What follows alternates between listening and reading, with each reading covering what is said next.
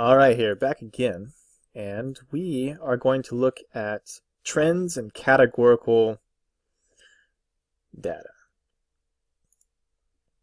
Just got to find the exercise real quick. Here we are, trends and categorical data. Now, if we look, this is just first period, but people are largely completing the first two, and I'm going to go through them all. But trends and this video is really made for trends and categorical data. So I'm just going to open all these up real quick. And we're going to go in order. So reading a two-way relative frequency tables. Reading two-way relative frequency tables. So a two-way relative frequency table, or two-way frequency table, just means that you can read the table top to bottom or left to right. So there's two different ways, and we're counting the frequency of something. So these are categorical variables. Okay, and so in Khan Academy, generally it's pretty important to read through everything. With this question in particular, though, the question itself is very important, and how they want their answer is also very important. Okay, these can change, so we have to pay attention to these all the time. This little percentage means that they don't want it as a decimal, they want it as a full percentage. So, all things to consider. So I'll just read through it. Researchers once surveyed students on which superpower they would most like to have. The following two-way table displays data for the sample of students who responded to the survey. So these are not in percentages. It can be a little confusing because it totals to 100. They surveyed 50 males and 50 females. So this is not percentage-wise, or this is not a percentage. So we're going to convert this to a percentage. That's really what we're doing. So it says, what percent of students in the sample were male? Well, so this one's going to be a little bit easier. So we have to pay very close attention to this first part. So they say students. Well, so that includes males and females. That's all students. So that's this total right here. There's 100 students. Half of them are male. So that's 50%. So that just happened to be really an easy one. Let's do another one. Let's do one. This one might be a little bit more difficult.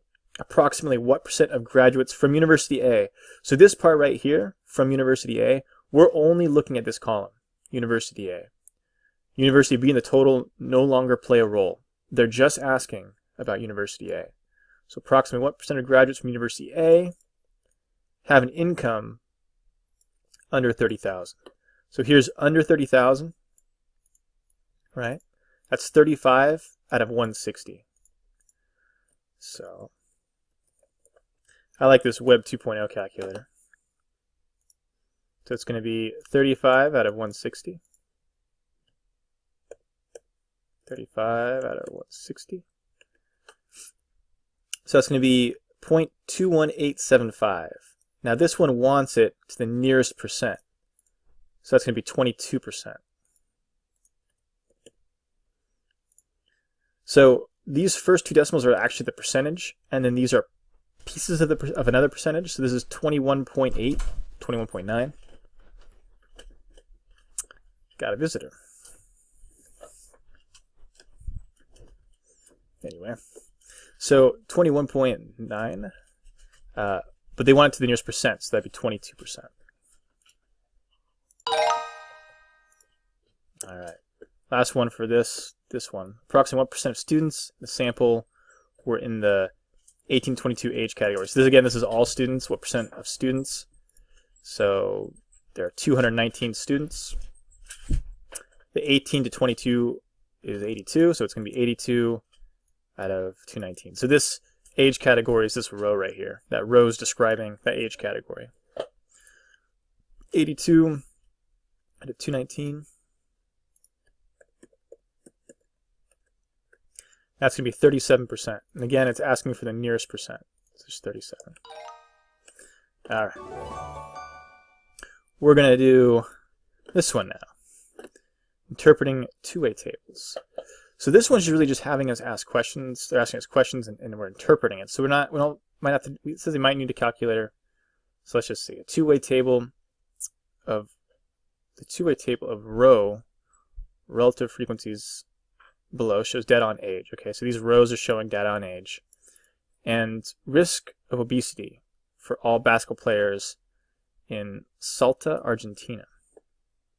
So here's their age, here's their risk of obesity in columns, and these are in percentages. And the way we know they're in percentages is that it adds to 1 to 1. So percentages are the likelihood that something will happen, and if you consider all likelihoods, it totals to 100%, or in decimal form to 1. In Salta, are basketball players who are age 18-24. So 18-24, we're only looking at this row now, because it says, well, I guess they're going to compare rows. So are basketball players who are 18-24 at greater risk of obesity than basketball players who are age 25-44? So at risk of obesity, they're slightly at lower risk, but they're pretty much equal. But they're not at a greater risk. So this row is not at a greater risk than this row, because their risk is pretty much the same. If anything, they're at a slightly reduced risk. Are Italians more likely to have brown or hazel eyes than Germans? So here's brown or hazel eyes. Okay, so this is kind of where we're looking at. And we want to know if Italians are more likely to have it than Germans. So Italians are about 80% likely to have it. Germans are 47, so yes, Italians are more likely. How many French skiers were given vitamin C? How many French skiers that were given vitamin C contracted colds? So these are all French skiers, the 280 French skiers.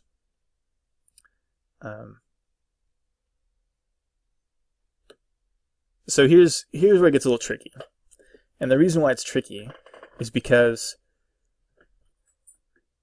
let's see, the following I have to read this carefully, because they might, so there's this option here that says not enough data, not enough information. And it's a real option. It happens a lot. So, oops, I actually selected something. That's not going to be my answer. In fact, I'm going to keep it there just to be safe. I don't want to accidentally click something. There's a good chance that's going to be the answer here. So let's see. Which of the following two-way table of row relative frequencies, here's our row relative frequencies, shows data on taking vitamin C supplements and contracting a cold? Oh, it's telling us. So this thing, the whole table is talking about 280 French skiers. Okay.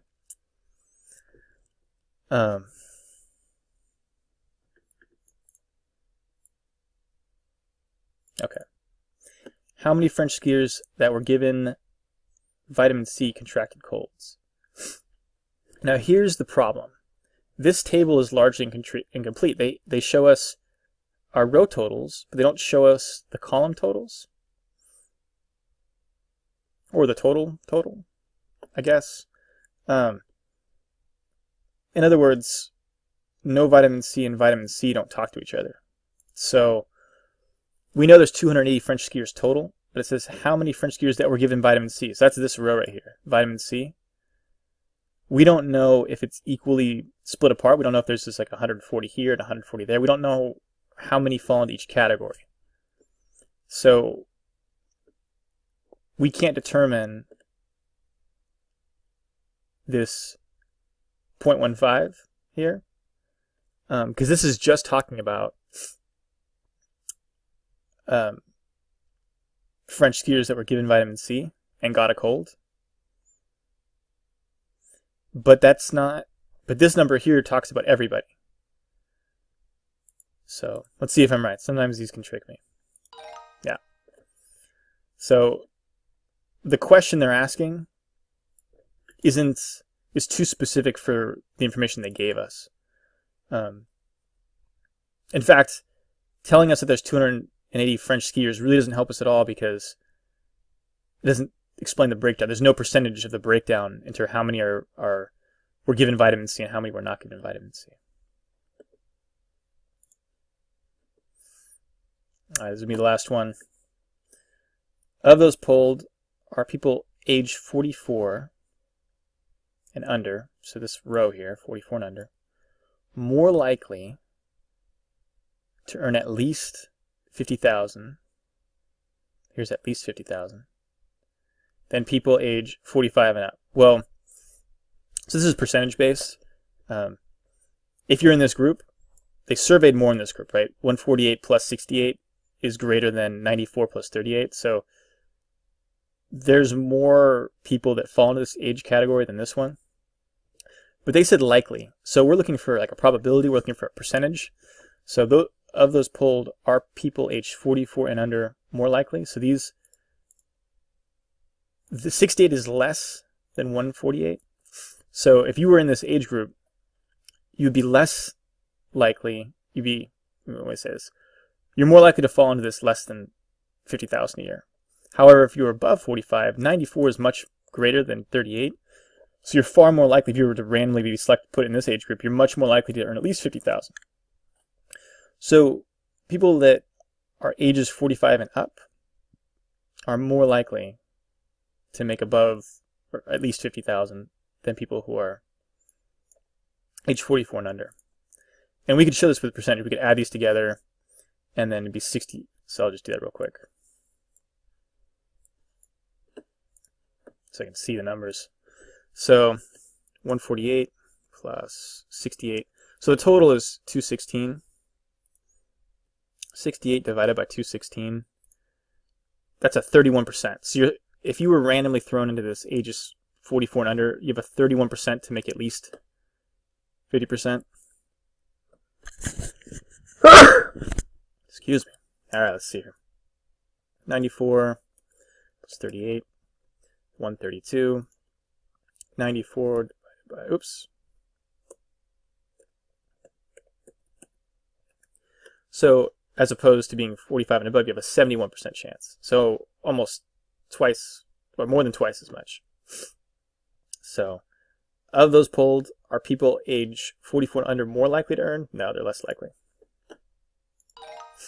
All right. But what I hope you've seen by now is you have to read these questions very carefully and try to be fairly confident once you've read it several times of what they're asking before you even try to answer it. Understanding what they're asking is key. So I've done the first two. I've done reading two-way relative frequency tables and interpreting two-way tables. Now we're going to do trends and categorical data. This one is particularly difficult. What makes this one difficult is there are so many different question types. So this first one here is pretty easy, and we'll see, it's going to have me do 4, just like it has you guys do 4. We're going to see if I get some of the harder ones, but for now, we'll just I'll show you how to fill out this table. So here they give us a story, and with this one, trends and categorical data, it's worth it to read the story. There's actually hidden clues, okay? This first part here isn't a big clue. The real clue is here, but I'll explain that as we go. Jonathan heard a news report that eating a gluten-free diet makes a person more likely to have a positive outlook on life. This sounded appealing, but he felt he should investigate the claim before dramatically changing his diet. Dude, Jonathan's a good guy. He's gonna do his own research. Jonathan asked 100 people at his school whether they eat gluten-free and then determined whether they are positive or negative people. Okay. So Jonathan, after he did his research, found that there was no association. So this is key here. And they even put it in italicized. It's kind of like there's no association between eating gluten-free and having a positive outlook. So that's true. Most people are not celiac, so gluten-free diet is a very specific diet for about 1 out of 100 people. So if he's only interviewing 100 people, he might have found one celiac person but if that person's not eating gluten-free, then they probably have a really bad attitude. So his sample size is way too small for this kind of study. But I like that he's doing his own work. So he found no association, which you would expect. So with this knowledge, fill in the missing frequencies below. Okay, because there's no association, then these don't affect each other. In other words, eating gluten-free doesn't change the likelihood of positive or negative. So this total, the proportion of these totals needs to match in these cells here in this table. So for instance, they kind of did an easy one for us here. 20 out of 100 is 20%, right? So this one needs to also be 20% of 40. So 10% of 40 is 4, so 20% would be 8. Okay. Same thing with this one. this needs to be 20% of 60. So 10% would be 6, 20% would be 12. And then the table needs to work. So these have to add. So this has to add to 40. This has to add to 60. Okay. So that should work if I did everything correct. And you can check it this way too. It has to add this way. So it has 20, it has 80. Everything looks pretty good if I didn't make any mistakes. All right. So that no association is important. If there was an association, and they would have to tell us how much being gluten-free affected a positive or negative outlook. So, because then it would skew our percentages. All right, this one's a little bit harder, but still not the really hard ones. So we'll see. So I'm going to read through everything very carefully. Eddie will enter high school next year.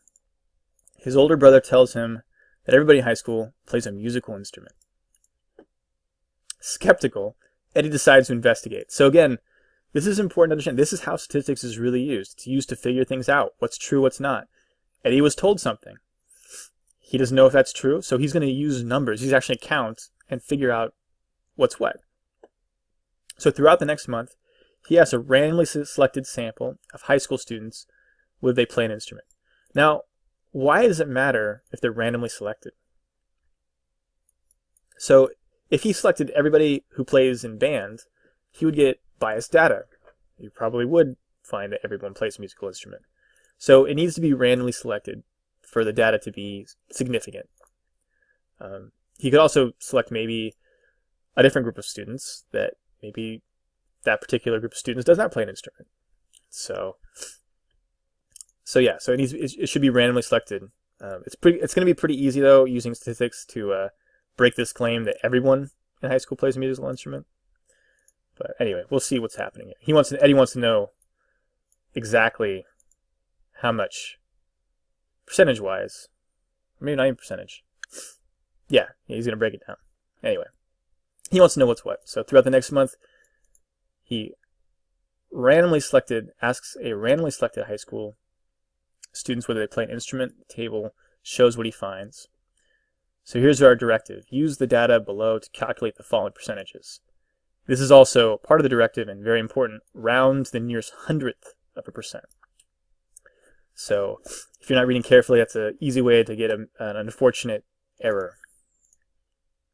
So here's percentages of all students that don't play an instrument. Okay, starting us off easy. So here's all students, right? The total, row and column total. Every total of everything is 86. Of 9th, 10th, 11th, and 12th. And he wants that don't play an instrument. So does not play an instrument, that's going to be 62. So 62 out of 86. Let's get my calculator back. 62 out of 86. That's 72%. They went to the nearest hundredth, so it's going to be 72.09. So if you weren't sure about how to convert that, multiply by 100. That converts decimal to percentage. So here's my decimals. Multiply it. Here's my percentage. So 72.09. That's the nearest hundredth. It's 2 decimal places. Okay. Percent of ninth graders that play an instrument. So here's ninth graders. So now, percentage of ninth graders. So we're only looking at ninth graders. They might try to trick us by having us talk about all students. Now we're just talking about ninth graders. So here's ninth graders. There's 21 that he surveyed. And the play an instrument is going to be 7 out of 21. Well, 7 is 1/3 of 21. So I already know 1/3 is 33.33. But I'll just show you. 7 divided by 21. Bunch of 3's repeating. We got to multiply it by 100. You got 33.33. All right. Looks good so far. 7 out of 21. Play an instrument. Ninth graders that play an instrument. Percentage of all non-instrument playing students. So now we're looking at all the ones that don't play an instrument. So here's all the ones that don't play an instrument. 62 of them.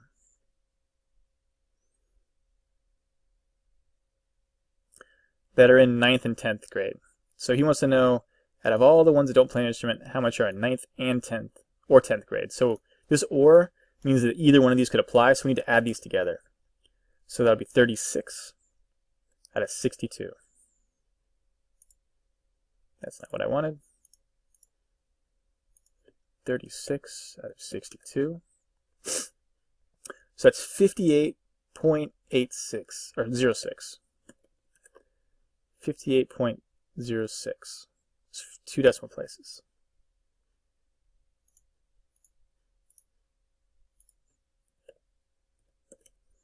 Okay.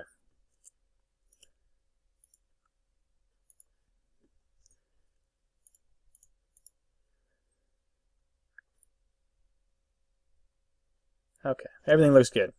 I always check my work several times in Khan Academy, and I still can make errors, especially with trends in categorical data. So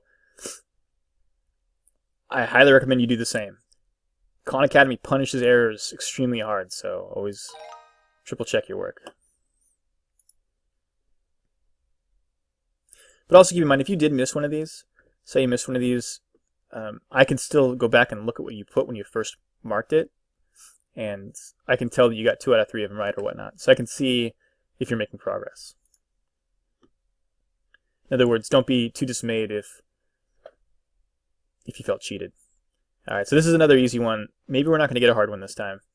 Well, some of these are kind of, I mean, there's still a lot going on. There's several chances to mess up. But I'm going to tell you this is just like that other one. Let me find it in here. No association between winning and Grom playing in harsh conditions.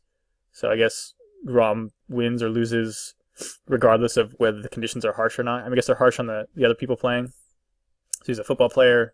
Grom shady. They praised him for being so tough.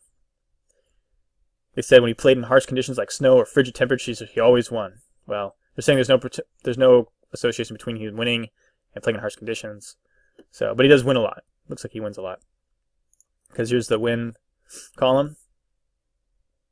In normal conditions, I guess most games are in normal conditions.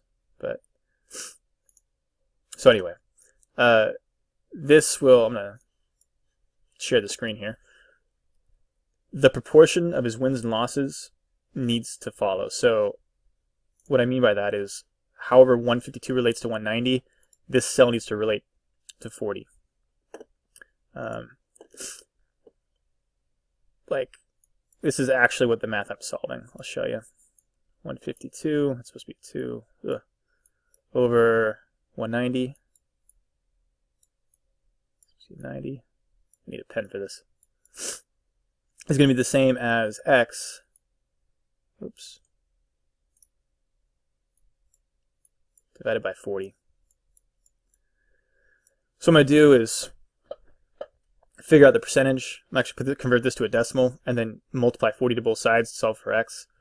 So whatever the decimal of this is, which is 152 divided by 190.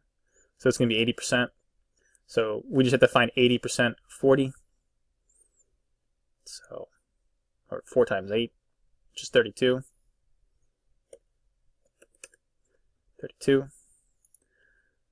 So this will be 8 because it has to add to 40. So we also need 80% of 150 because we have that same, we're going to use the same ratio, 0.8 times 80% of 150. It's 120. Has to add up to 150, so this one has to be 30. So that's how those work. Just make sure they're proportional. It's always going to say, at this level, it's always going to say no association. You have to use proportionality to solve. All right, here we go. This is a medium hard one. We didn't get any super hard ones. This is a medium hard. And I'll show you why. So with this one, the bright white, this square, this bright white, this 25, we have to reference it here. So this is what it looks like in raw numbers, but we're missing some pieces. And here's what it looks like in percentages. And we're missing some pieces here too, but not really. We're not missing pieces. We're only missing an X. That's all we're missing. We'll get to that later though. So we need to figure out this. We need to figure out something. We got to use this to figure out something. And one thing we can do is just use this row. I mean, we can use a lot of things. We can use a column total. We can use any of these numbers and figure it out. I'm just going to use the first number right here. It's 25. This 25 relates to the 62.5. In other words, of the row, this is what happens if you multiply the total by 62.5. I'm going to draw some stuff out. So if we have the total, the row total, and we multiplied that by 62.5 in decimal form though. So in decimal form it would be like that. So the total multiplied by 0.625, that's what it looks like, as a percentage looks like as a decimal. You just move the decimal place over 2 times to convert it from percentage to decimal and back. Move the other way. Okay, so that equals 25. But we want to solve for the total. So we have to undo this multiplication.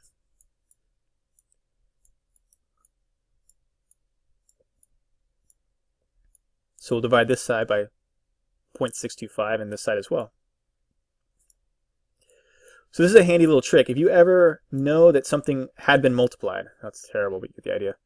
So if you know that something had been multiplied, to undo it, you take the result, the product, and you divide it by the thing it was multiplied by, and you'll get back to what you started with. So we want to know this row total, 25 divided by 0.625.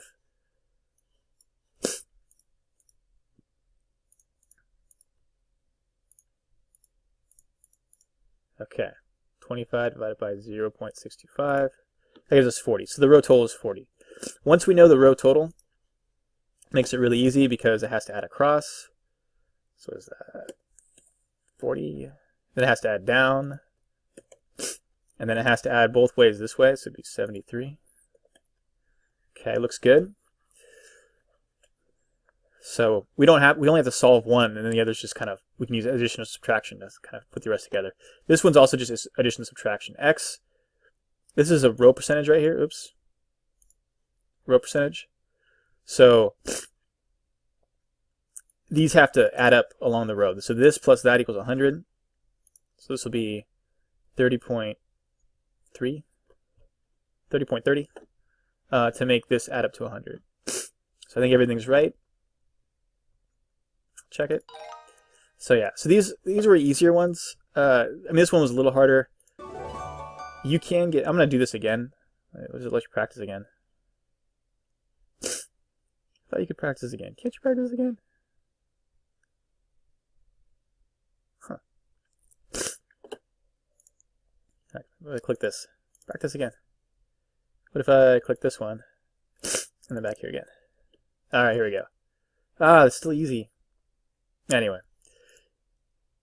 So hopefully that was good enough. If you get one of those really hard ones, and you can get them right, that's more power to you. It took me several tries to get the other type right, but it's possible to do what I just did and get 4 right in a row without having to encounter the really hard ones. There's at least 2 other types of problems in this problem set, so that's what makes this particular problem set so difficult, is that it has so many different types of problems. So I hope you enjoyed the video. I apologize for my allergies, and I hope to see you watching videos again soon. Bye-bye.